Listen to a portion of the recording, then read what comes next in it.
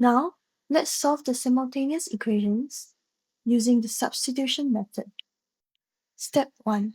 We need to make one variable the subject. In this case, the second equation already has y as the subject.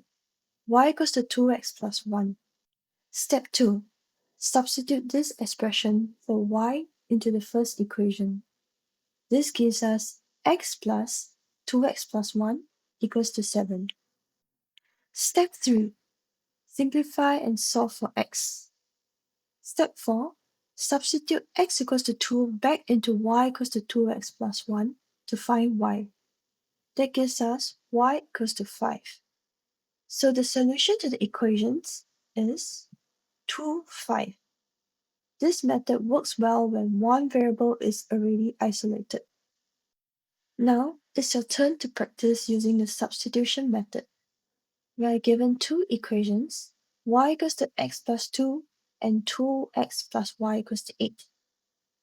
Take a moment to try this on your own. Let's solve the simultaneous equations using the substitution method. Step 1. Make one variable the subject. In this case, the first equation already has y as the subject. Y equals to x plus 2. Step 2. Substitute this expression for y into the second equation. That gives us 2x plus x plus 2 equals to 8.